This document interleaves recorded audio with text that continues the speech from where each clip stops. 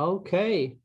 Good morning, everyone, and thank you so much for joining us for the 22nd annual Mayor's event to mark World Mental Health Day.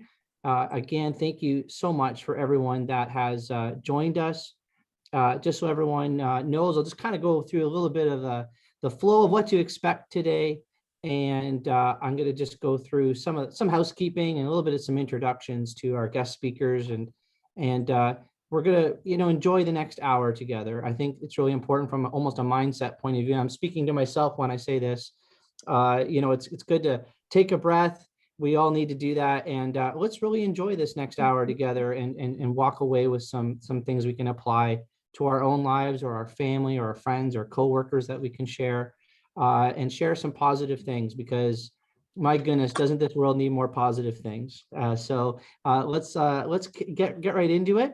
And I appreciate, again, if you're joining us from Zoom or Facebook or watching the recording of this later, this is an important discussion in regards to mental health, especially during COVID-19. I want to thank our guest speakers. You see them on the screen here. We've got Helen Fishburn and Dr. Marie Zajdlik as well. And I want to thank and welcome them so much for coming. I'll go into a little bit more a fulsome sort of introduction for both of them as we get to when they are about to speak.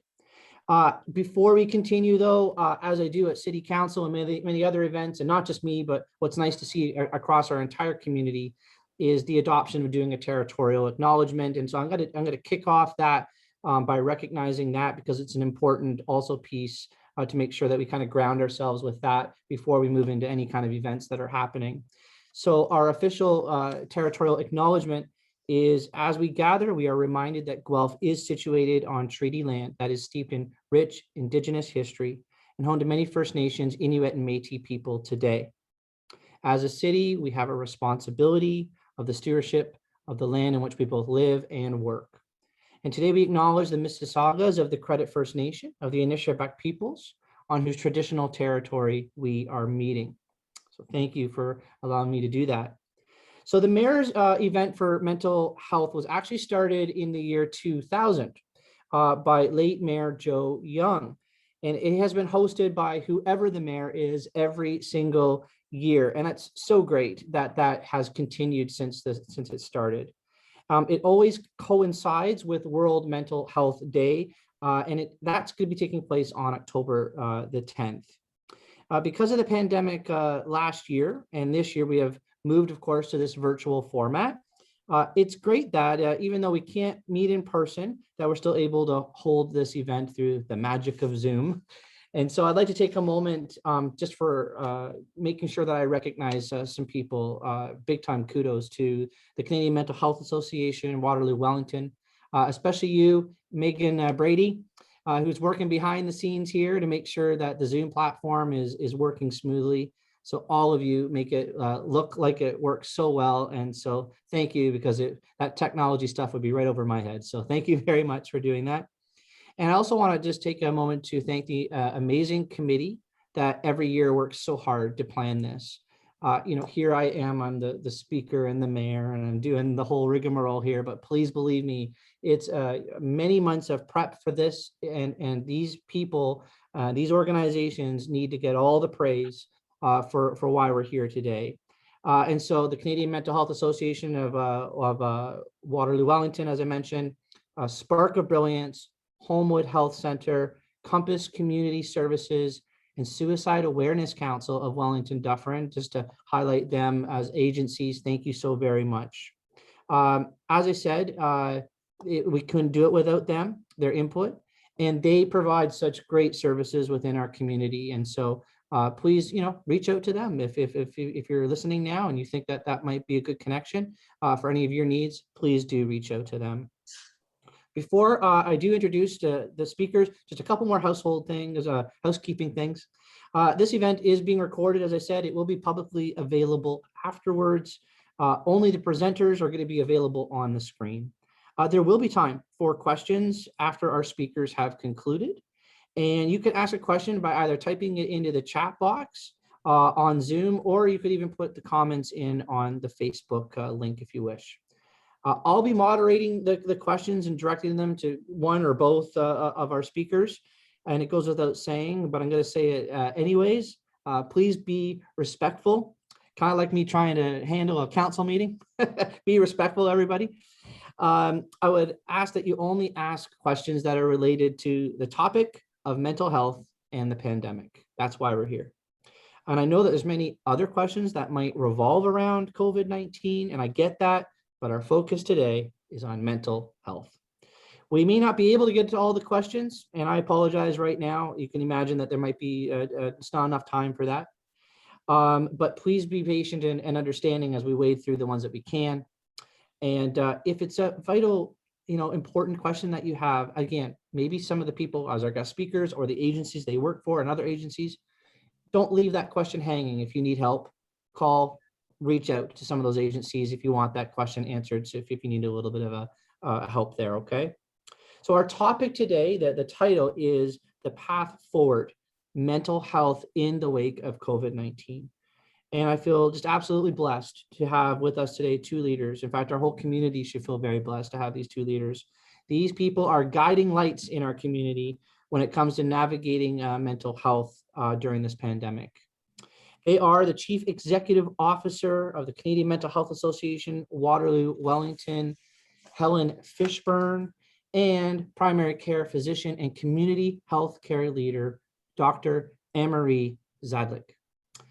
Through their popular Finding the Balance webinars, which has been going on for quite some time, as well as very, very regular social media updates, both of them are providing information and amazing empathy and encouragement to our entire community as we've been navigating what many have called the pandemic within the pandemic when it comes to mental health. Guelph has one of the highest vaccination rates among North American cities. And I've been asked several times locally and actually nationally, what's our secret? So certainly a lot of credit goes to, of course, our amazing public health leaders and their team. But I strongly, you can tell when I'm serious about something when I get my pen out and I start going like this. I strongly think that both of our guest speakers today have contributed much to that success of us as a community. And they have just provided solid judgment and advice.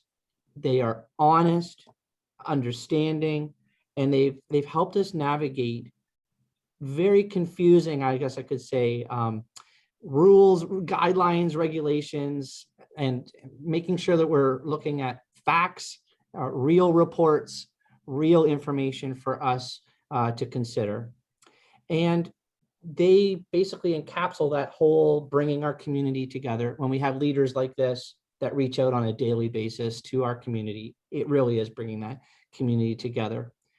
I'll tell you a bit more about each speaker as we move along.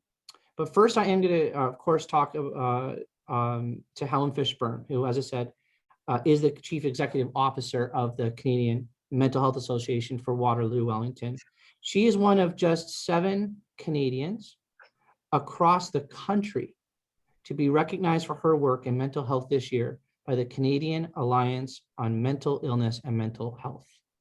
She is the recipient of the 2021 Champions of Mental Health Community Individual Award from that organization, a very well-deserved honor. I think there's about 200 or so that are listening in on this right now. So I'm going to clap for all 200. Thank you very much, Helen, for what you do and that award so rightly deserved. Now, she has worked in numerous roles within mental health and addictions, actually for more than 25 years, leadership roles in CMHA over the past 18 years alone. Under her leadership, our community has benefited from the creation of the Here 24/7, which is coordinated across all of the mental health addictions and crisis services in Waterloo-Wellington, to be specific. She's also helped create, which I adore, our community should adore, the Impact Police Crisis Program, where mental health workers actually are partnered with our frontline police officers as they go out to potential mental health calls. As a mayor And as a member of the police board, I can tell you and attest for the tremendous difference that that impact program is making. And I might as well give a shout out, because maybe I'll send this next line to the province. And we hope the province expands that program. Hopefully that got heard all the way up to Queen's Park. Now, our second speaker, Dr. Anne-Marie Zajdlik, is a family physician here in town and a regional HIV specialist. And she's the founder of Arch, Guelph, and Waterloo, two provincially funded HIV and AIDS clinics. She's also the founding director, many will know, of the Bracelet of Hope. It's a charitable organization that raises awareness for HIV and AIDS in Africa. And she's been doing that work for years, many fundraisers, the Bracelet of Hope, the red and white one that gets made that lots of people have, is so well known, not just in Guelph, but nationally and everywhere because of her. And she began that work actually in the 90s at a time when there was a lot of fear and a lot of misunderstanding and rumors about the HIV virus, kind of almost similar to some of the stuff happening today. So when COVID-19 began to spread, she noticed that same exact thing, the fear, the understanding around this new virus, but she decided to do something about it, just like back in the 90s when she decided to do something about the HIV and AIDS pandemic in Africa. So throughout this whole pandemic, thousands of people in Guelph and around the world have, and I'm not just saying that, like thousands of people have tuned in to her posts for reliable information, inspiration, and this sense of calmness that she brings to all of us.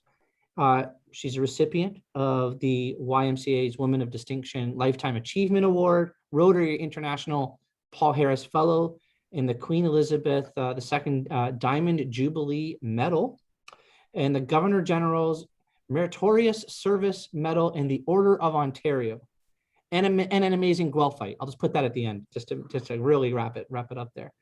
So thank you to both of you for joining us today. And that's enough of the mayor. Isn't that a good thing? That's enough of me. And I'm going to just start by calling on Helen to kick things off, and I will mute and enjoy the rest of our time here. We'll get into Q&A at the end. Over to you, Helen. Thank you so much, Cam, for that lovely, warm welcome and introduction. And I will tell you that I can speak for Anne-Marie and I. We're only two of many amazing champions here in Guelph-Wellington who are leading the charge through this pandemic, and we feel very honored to do that work. Thank you so much for inviting us to your platform, and Mayor Cam, you've been an amazing mental health champion. Also, thanks to your committee that has done so much work to make this happen. So I just prepared a few slides. If nothing else, it just keeps me focused. But I really also appreciate some visual images, which kind of help set the tone. Cam has mentioned that our topic today is the path forward. And I thought actually, because Anne-Marie and I really worked hard through our Finding the Balance webinars, I thought it might actually be helpful just to take a quick look back before we take a path forward. Just to look back at kind of some of the phases and themes that we've experienced through this mental health pandemic, because it always helps. That reflection is always so important as we look at where we've been, which has really been unbelievable. So I can honestly tell you that the first thing that I would want to say is that it's been an absolutely exhausting year. And that's an understatement. We've never experienced a year like this. There's been so many challenges. We have new language like PPE and COVID-19 and PCR tests and ups and downs, losses, isolation, worry, stress. Also have resilience, innovation, support, frustration, risk. I could keep going, but you certainly have lived it. You get it. It's also been a year where we've had anger and frustration and negative thoughts, which have been really challenging. You ever, in your head, have you ever thought to yourself or said out loud, this should be over by now? Why can't they just get vaccinated? I don't feel safe. People aren't doing what they're supposed to do. I'm on my own in this. I can't take it anymore. Living and working like this is impossible. These are only some of the painful emotions that people have experienced this year. And again, totally understandable with everything that we have been through in trying to understand and navigate. So with that, I was hoping that you could just humor me a little bit, and in the chat, if you could just tell us one thing that you have lost this year. We've all lost something, and there's a wide range of that, and it's always important to acknowledge and share that. I can tell you one of the things that I really missed this year is that extended time with my extended family, where we've gotten together and had family dinners, which have always been very boisterous and so much fun. But that's something that everyone has struggled with those losses, but being aware of that and sharing that is so helpful. And also, as you know, we've gone through a lot of phases this year. And I thought I'd just reflect on some of those phases again as part of this mental health journey that we've been on.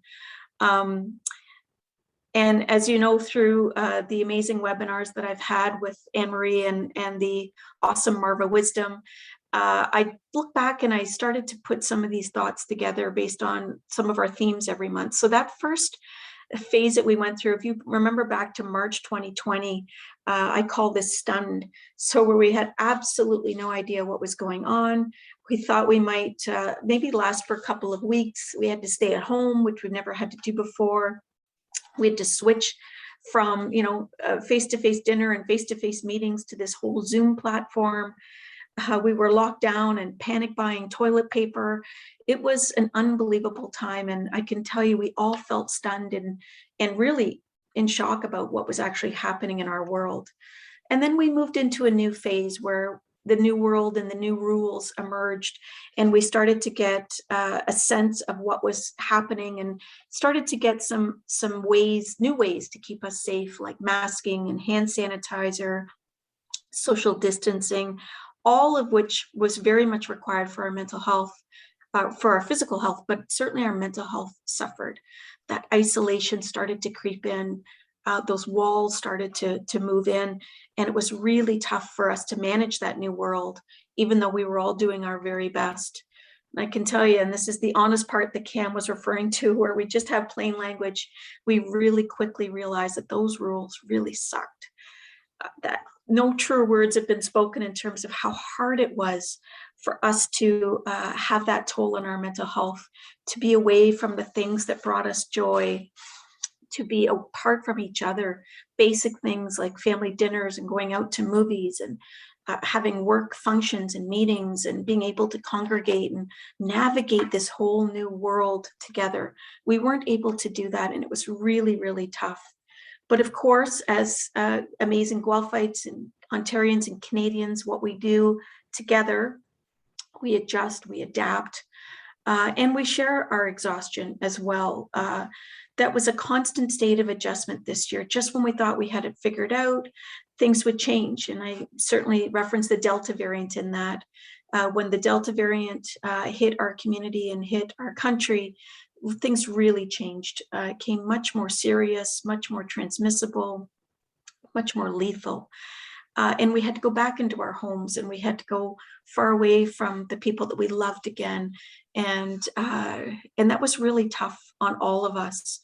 And it was really an opportunity for us to test our own resilience and our support networks and our true commitment to prioritize our own mental health, which was really challenging. Did our mental health really mean as much as our physical health? We found that out through this period of time. And I can tell you that's when we really started appreciating how much our mental health was our health and is our health.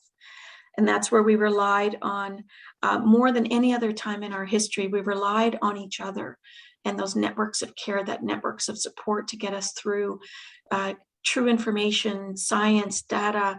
All of that was so important, but really understanding and interpreting and getting through it was so much vital for our survival in this past year. And then, of course, as always, holding on to hope. These are actual rocks that were painted and placed at the bottom of the Guelph General Hospital site on Delhi Street by amazing community residents from Guelph, and were very symbolic of how we supported each other during that time and what we needed to do, especially for people that were struggling so much during this pandemic. And again, if I could just ask you to think about that, because this is so important in terms of our self-care. What's one thing that you're grateful for this year? You know, that hope and gratitude are so closely linked, and holding on to that hope and seeing the good that still exists despite the pain around it. So my question to you is today, what are you grateful for? I know for me, I couldn't do this work without a strong team around me. Mentors like Dr. Anne-Marie Zajdlik, having an amazing team at CMHA and community leaders where I could really focus on what we needed to do as a system. And then, of course, at home, having my husband and kids who help keep me grounded.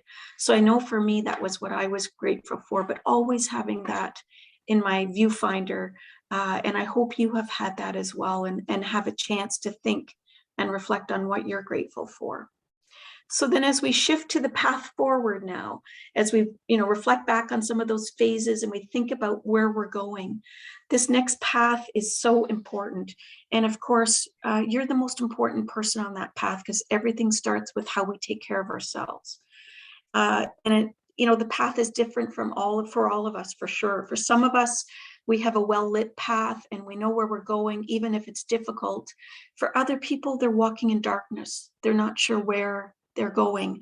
They're not sure how to get there. Each of us need to reflect and be aware of what we need on that path and how to get to where we're going. Certainly, it's harder for people who are walking alone, and they're walking in that uncertainty and in that darkness.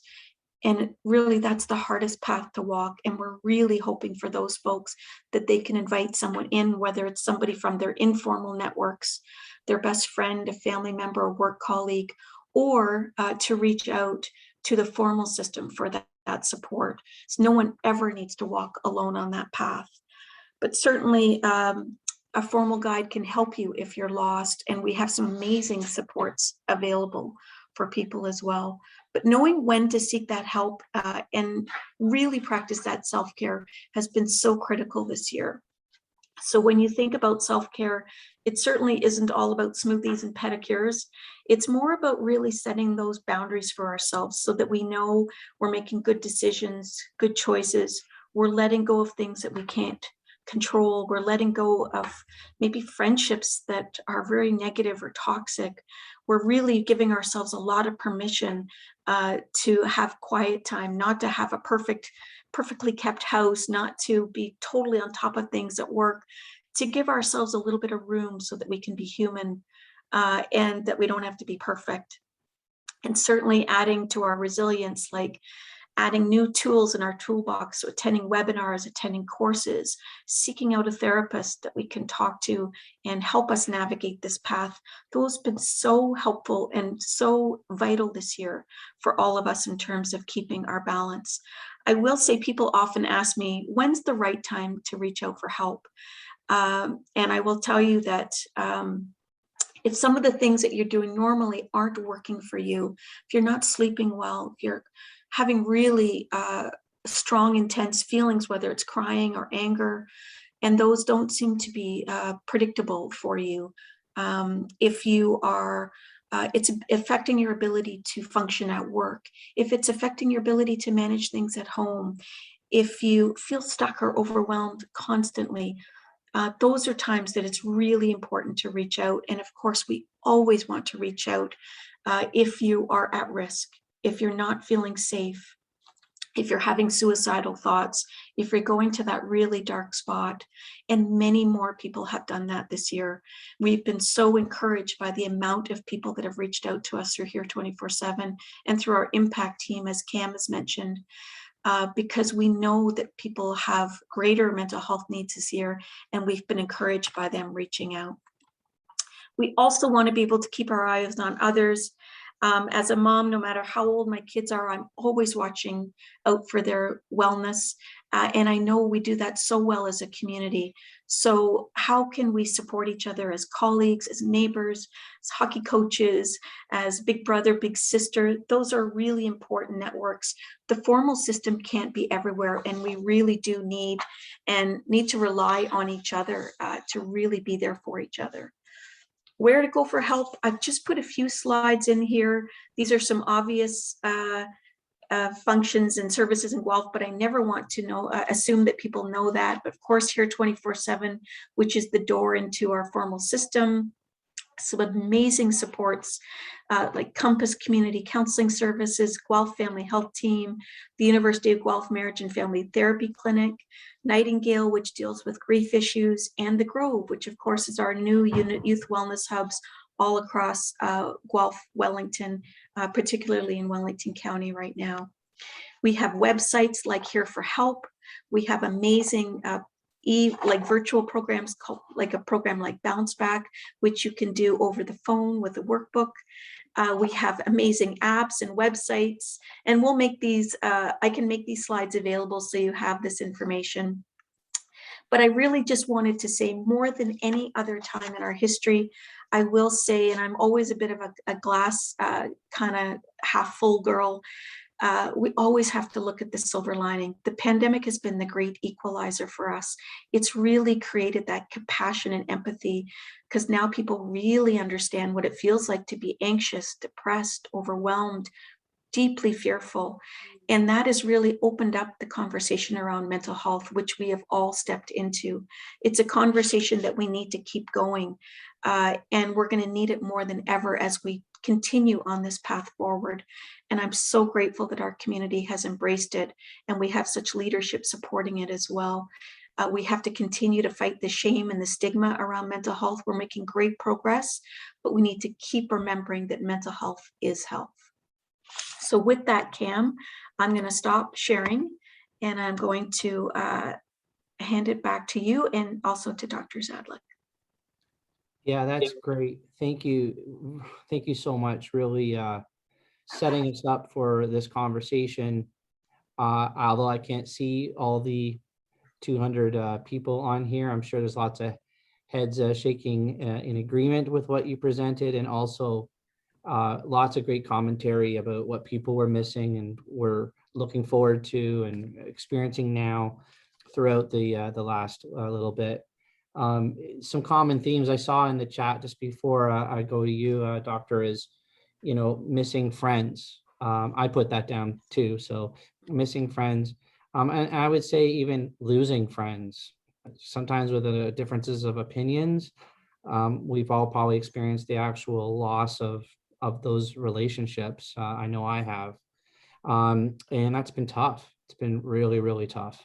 And also, it's interesting, as much as we love technology, there was some other commentary in there that says, oh, I miss being at work. I miss the getting up routine and going to a place where there's other people other than my family that I can associate with. So we're all experiencing this so differently, but it is interesting to see some common themes as a thread through there.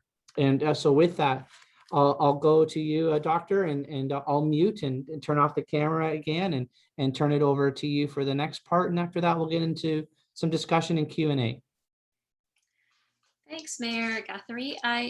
What I wanted to do today was to try to inspire hope, because I think the best way for our mental health to be restored and for people to begin to recover from the emotional aspects of the pandemic is to take a look forward to where we're going and to be really excited about how far we've come. So I'm going to try to take you into the winter and spring and where I think we're going. I think it's also important, I know, Mayor Guthrie, you thanked a lot of people, but I'm going to mention and thank a group of people who have kept our community safe. And remind everyone that in this safe community, they're very healthy places where people can recover. This group of people have kept us safe.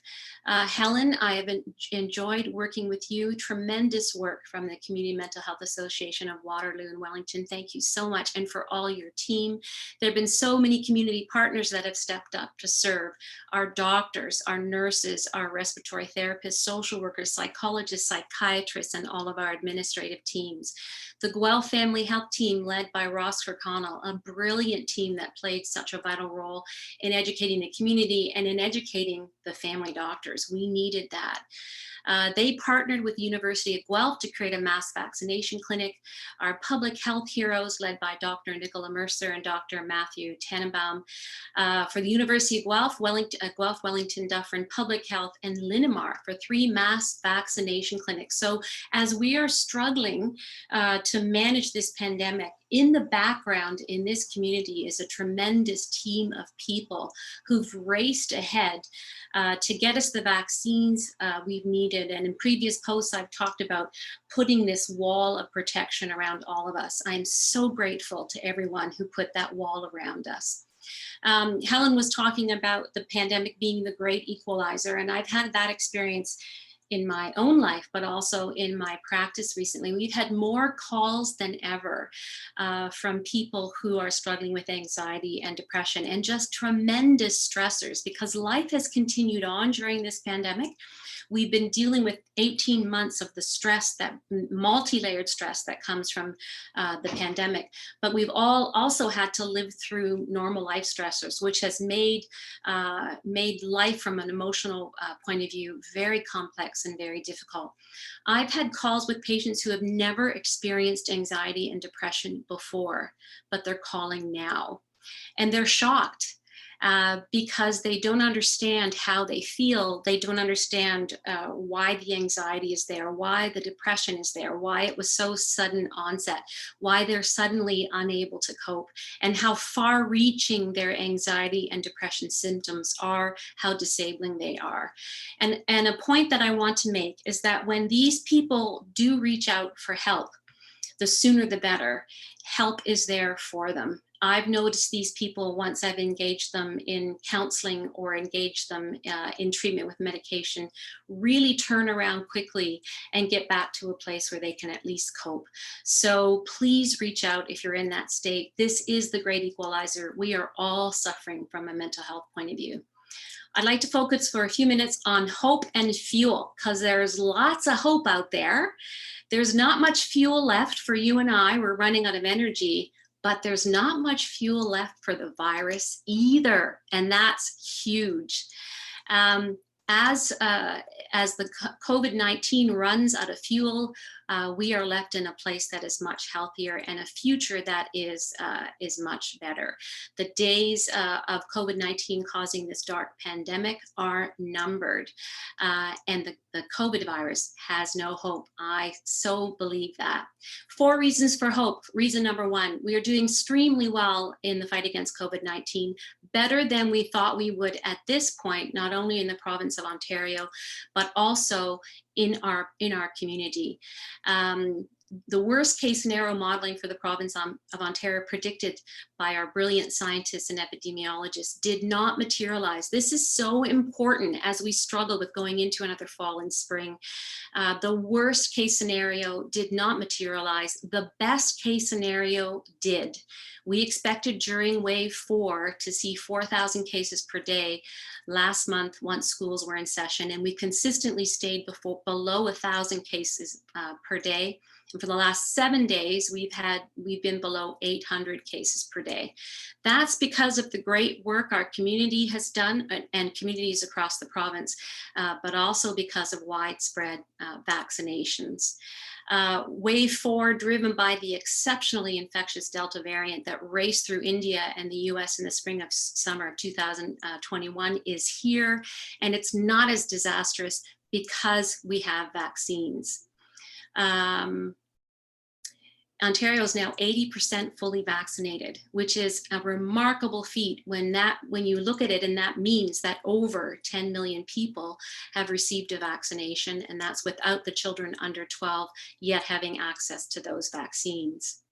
The virus is truly running out of its source of fuel, and that's us, its human host. Reason for hope number 2, vaccine effectiveness is exceeding our expectations. These are amazing vaccines. We've never seen anything like them.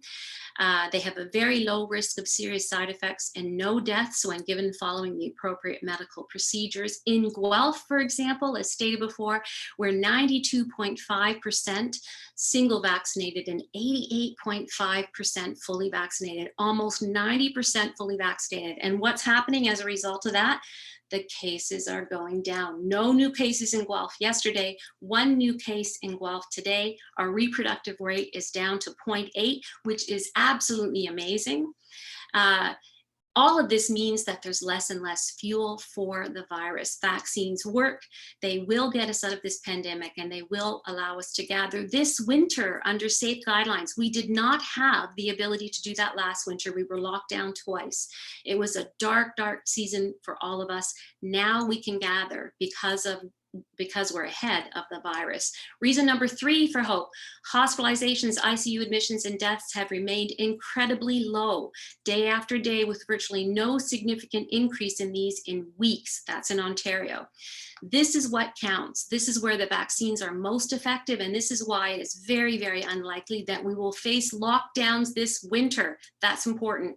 The capacity of our healthcare system will not be overwhelmed if the number of vaccinated people increase, and if we follow public health guidelines for indoor and outdoor gatherings this fall and winter. We can do this. We've already proven that we can, and now we have vaccines on our side. Reason for hope number 4: COVID-19, this is what's probably going to happen in the spring, will become endemic. It will no longer be pandemic. Endemic is when a disease becomes manageable. An endemic disease does not cause an undue burden on hospitals or other healthcare resources. An endemic disease causes serious illness in very, very few people. And at the present time, the vast majority of people who are becoming seriously ill with COVID-19 or ending up in the hospital are the unvaccinated. Very few infectious diseases that have caused pandemics become fully eradicated. HIV is not fully eradicated. The properties of the virus that caused COVID-19 make it unlikely to be completely eradicated, but vaccines and drugs not yet approved for use will prevent it from remaining the serious, deadly, widespread infection it presently is. We are closer to this new state of reality than you think. We are months away from that, not years. Vaccines will serve as the conduit for controlling COVID-19. We'll continue experiencing mild cases with minor manageable symptoms, but the days of this pandemic in this country are numbered. And then we have to focus on resource poor countries. I keep hammering that away. So lots of reasons for hope. Lots of reasons to be hopeful for the future, but this is still a dark time. Many people are just now experiencing serious symptoms of depression and anxiety, so please reach out. We're almost to the end of this.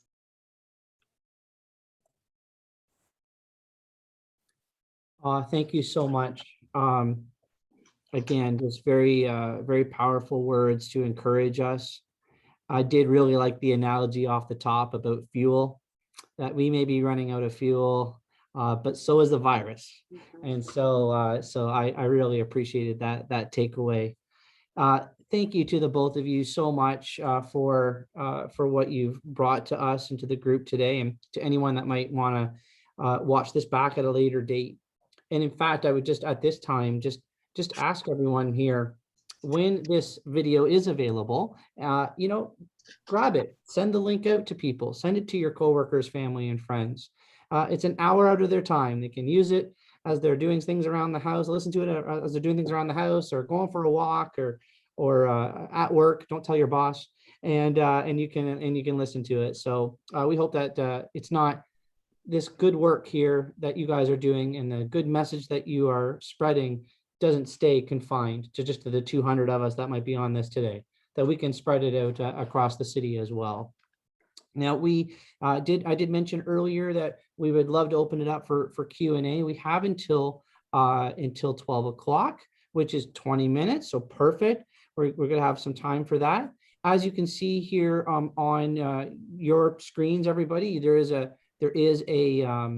option for Q&A, and of course there is the chat box as well. But if you would like to start asking some questions, I'll start to throw them out here to our speakers, and I would love it for somebody to go first. Who's going to be the first person to put something in our Q&A for us here, so we can get the question and answers going. I'll give people a little bit of time because they're probably typing, and if it doesn't happen soon, then I might have to do a giveaway, a prize or something. I don't know. Oh, we got one here. All right.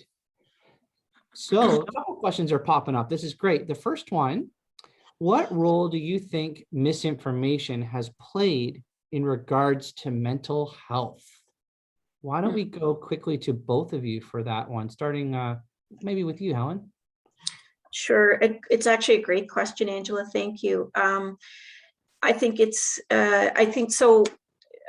We have a divide in our community between those who are vaccinated and those who are not vaccinated.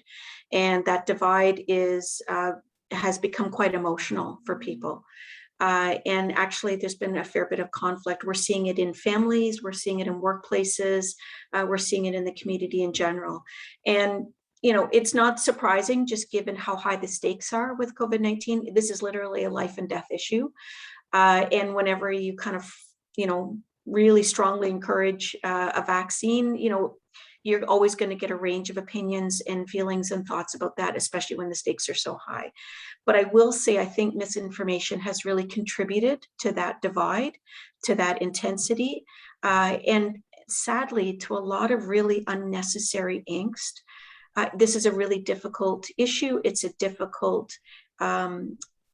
navigating the pandemic has been so hard, but then when you add misinformation into that, it just creates so much more intensity and pain and hurt, way more so than is normally there.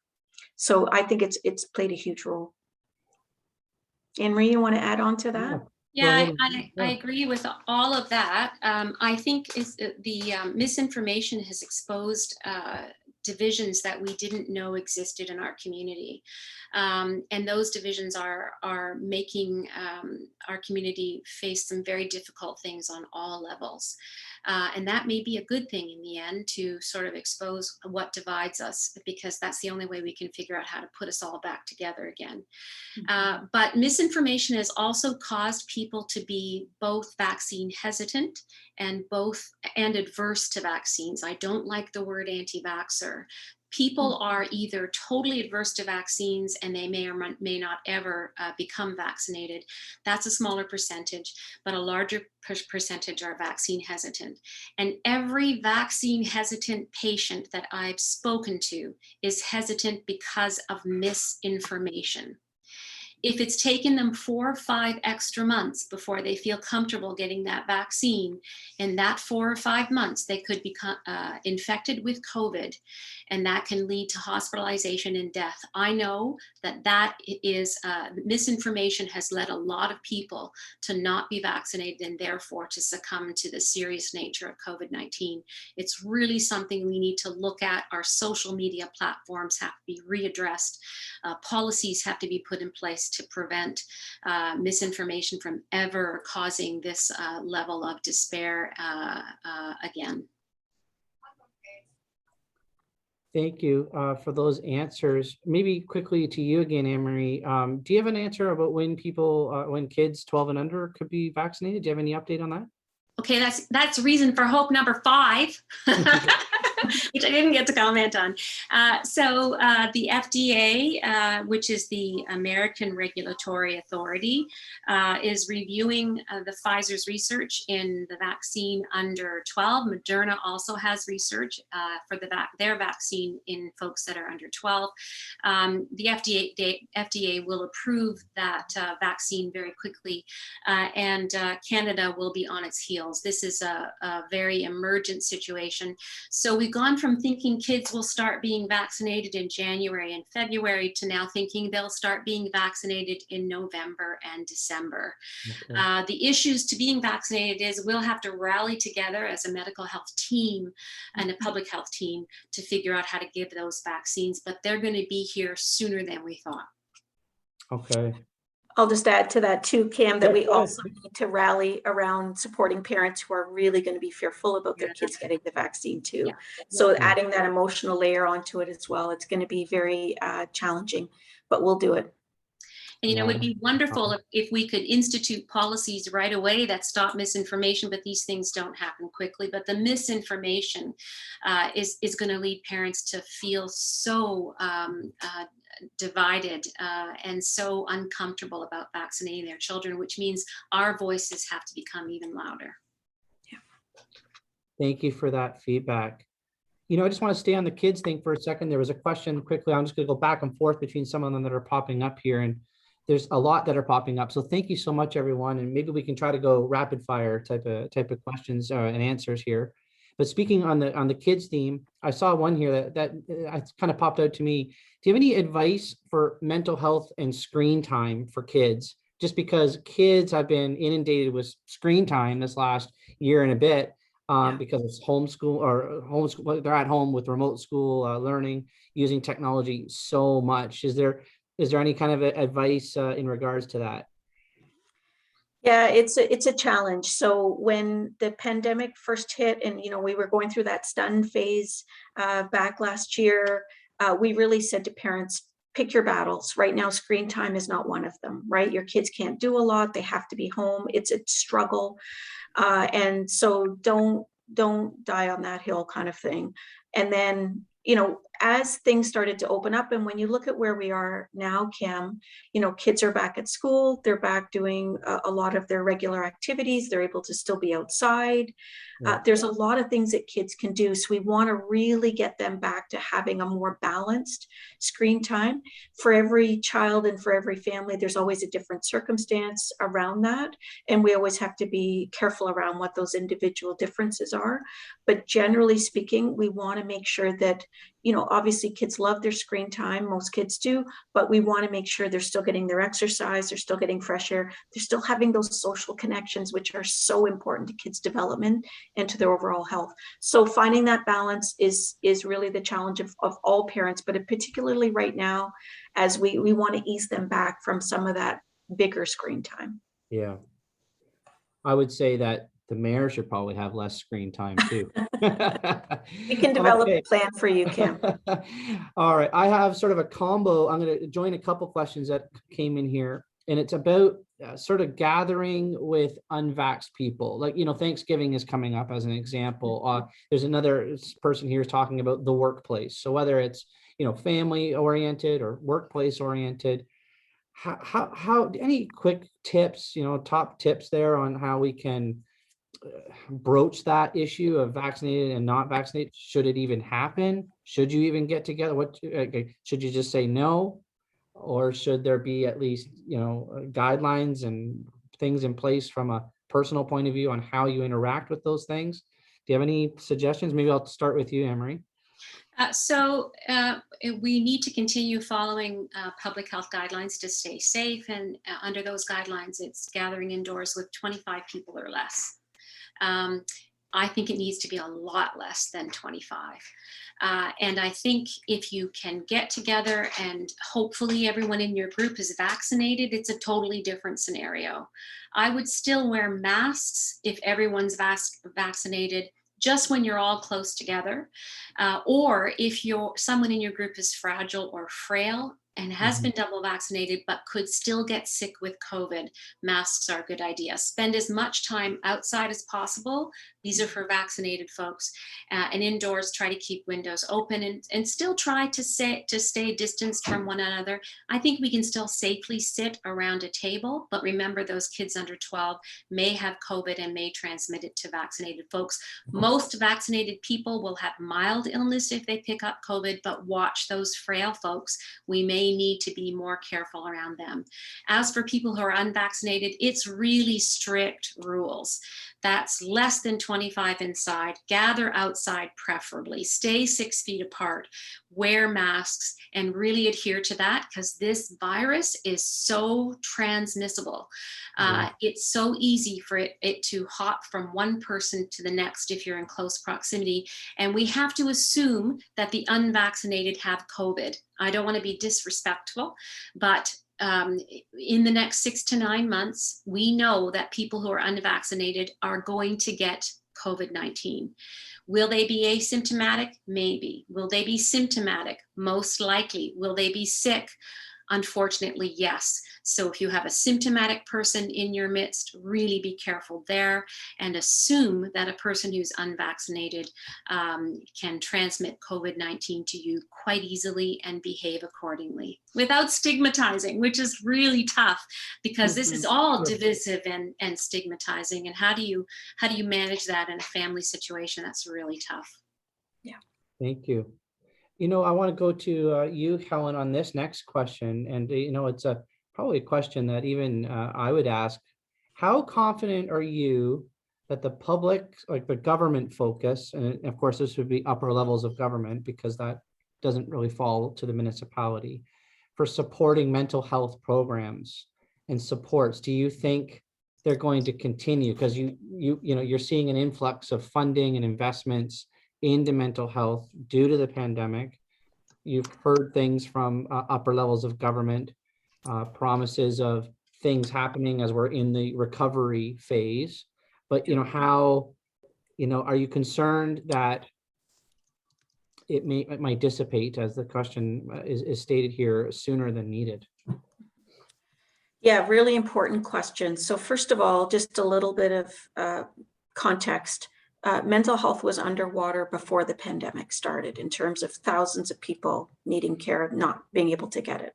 Since the pandemic, it's been a tsunami, right? So we are really underwater now. And the needs are so great and so concerning for us. So there's a lot of people out there we want to reach, we want to support, we want to provide treatment and care to. And I will tell you, we have absolutely the focus of the government. They see it, they get it, they understand it, they want to help. Locally, Cam, yourself and our other MP and MPPs, amazing supports, fantastic. And I know that there is a lot of will. You know, let's look at our healthcare system, though. It has been decimated by the pandemic. And it has been, you know, we've got thousands of people in backlog with surgeries, procedures, treatments, mental health care. Like, there is not a money tree in the backyard of mental health or Ministry of Health. So that's the challenge. So we're going to have to really think about what our key priorities are. We're going to have to ask the government for that funding, which of course we do, and we're very clear and strong about that. We're also going to need to rely on the generosity of our community, our local corporations, to really help fill that need and gap. We can't rely on all government funding anymore. It just isn't there. There's too many needs across healthcare. Not to say we won't keep the pressure on, we absolutely will. When you think of like our groundbreaking that we did, Cam, with our children's mental health building, and Robert Eilers making an incredible donation of a children's mental health building, that's the kind of generosity we're going to need from our community. And I know that's probably the biggest generosity you could ever imagine, but every little bit helps. So it's a combination of both of those things to be able to continue to meet these needs. Yeah, for sure. And I would just encourage people from an advocacy point of view. Helen's right. You know, myself or MP or MPP can, you know, speak and consistently speak and advocate as much as possible. But the stronger our collective voices are together on these issues to ask for funding, you know, the better it would probably go. It gives us a little bit of ammunition or fuel, if I could use that word, to ask those questions to the upper levels of government. Let me start with this question here. And that is to you, Anne-Marie. Maybe I'll start with you. Are you worried about a new variant popping up? The Delta variant is, of course, the one that you were just explaining is most transmissible, and it's being spread a lot easier. What say you about anything that you're hearing from your side, being a doctor and your connections? Is there anything more that we should be aware of, or? So the one good thing about the Delta variant being so deadly and so transmissible is that there are no other variants that can outcompete it right now. And so it'd be very difficult for a variant to push past Delta in its transmissibility. That's just sort of the biology of viruses. If you've got one that's very powerful and it's got lots of fuel, lots of hosts, it's going to stay powerful and keep other variants out. So far, there has not been a variant, and there are a few that are being watched as variants of concern that are more transmissible than Delta. My concern is that when we're all vaccinated, or most of us are vaccinated, and we see the numbers and the R value coming way down in terms of new cases of COVID-19, is we're not reaching out and pushing for resource poor communities to have access to those vaccines. That has to be done very quickly, because in a population with no vaccines, where virus is being transmitted to millions of people every day, mutations happen when a virus replicates, and those mutations lead to variants, and there will be a new variant of concern. Is it 2 years, 4 years, 5 years from now? But the goal to make sure that doesn't happen is get those 9 billion vaccines that are now available to everyone in the world. Thank you. I just want to state a comment that was left here just before I go to another question. An anonymous person here just said, after learning that, I've learned that after losing my husband of 59 years last year, and then coping with being isolated regarding COVID-19, that talking to neighbors and not being afraid to show my emotions is helpful for me. So first of all, to you, who's an anonymous person, thank you for saying that out loud. We wish you all the best. So sorry for your loss there, but being brave to say that out loud and is fantastic. And it's exactly what our guest speakers are saying here today. You can't hide this stuff. You have to be willing to talk about it. Maybe just to build on that a little bit, Cam, because Sure. one of the questions is, how do I make mental health is health part of the conversation? And you're right, our anonymous person in the chat there, great courage to share that, but that's exactly how we make mental health just part of our everyday conversations. We ask people all the time about their lives, right? How are things at work? How are, what are you doing at home? How are the kids doing? If you've had a broken arm, how's your broken arm healing? We want mental health just to be part of our daily discussions. How are you managing with your anxiety these days? You've seemed really down to me lately. How are you doing? Are you talking to people about it? Are you getting the support you need? The only people who can change this conversation in our community is us. So each of us just making it part of our everyday life and everyday conversation. It's so simple, and will have such a profound impact, because this is just normal life. Yeah.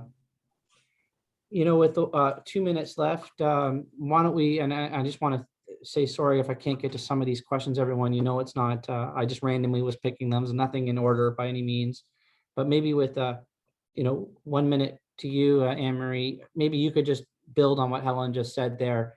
What advice on weaving, mental health conversations and being vulnerable enough to speak about it? What kind of tips could you give everyone?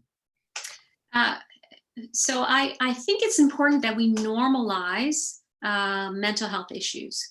It's normal. More than 80% of the population is suffering with mental health issues right now. That's the majority of us. So to stigmatize it doesn't make sense to me when most of us are suffering. And to stigmatize it makes people feel uncomfortable coming forward for treatment. I see mental health issues as any other health issue. It's no different to me. If you present to me as a physician with depression or anxiety, I do questionnaires that will put you into a mild, moderate, or severe category. And based on those categories, I will recommend counseling and or medication, just like I would recommend treatment for your strep throat or treatment for your thyroid disorder or your cancer. To me, it makes no difference, and it shouldn't make any difference to anyone else. That's where we need to get with mental health and psychiatric concerns. We need to get to the point where assume everyone is suffering in some way, make it part of our natural language with everyone, and make it a normal part of the health and wellness of our community. Yeah, we wouldn't tell anyone with cancer to pull up their socks. No. So Yeah. why would we tell someone with depression to pull up their socks, right? So it's so important that that language and just that common sense approach and permission is so such a part of our daily lives. One of the most beautiful things I watch in my practice is someone get better. To be in such despair with so many serious symptoms, unable to cope, provide them with the treatment they need, and 6 weeks later or less than that, they're better. And there's nothing better than being better. I think mental health issues are the worst thing to suffer from, and treatment is available. Yes, You have some great one-liners, Anne-Marie. There's nothing better. she really There's nothing does. better than being better. I There's like that nothing one. better than being better. I Yeah. like that line. I just want to, we're at 12 o'clock, and, I try to always be respectful of everyone's time, start on time, end on time. So I'm going to just do my closing remarks here, but I'm going to just do my closing remarks by actually starting by saying something that someone put in the chat that really jumped out to me. Ina Bentley said, I'm sorry if I'm pronouncing the name wrong.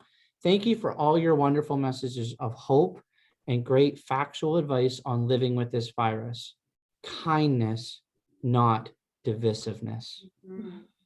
And I think that I couldn't end actually my remarks any better than actually repeating what was said there in the chat. So just my thanks again. I mean, too bad it's an hour. Too bad we couldn't go a little bit more. But I do want to say just thank you to everyone for attending again. I really appreciate it. And maybe take me up on that challenge once this video is available. Spread it out a little bit. Share it. It's pretty easy to share opinions. It's just as easy to share a link. So just take me up on that challenge, everybody. Once again, just to you, Helen, to you, Anne-Marie, just thank you again. You're spending the time with us is brilliant, and we are a better community because of you. And so with that, I just want to say thank you again. Have a great rest of the day. Take a breath. Me too. And I know we got lots going on, but my goodness, this hour, I certainly needed it myself. And so thank you. Take care, everyone. Take care of each other, and let's be kind. All right. Take care. Bye, everybody. Bye. Thanks, Cam. Thanks, Cam. Yes. Thank you so much.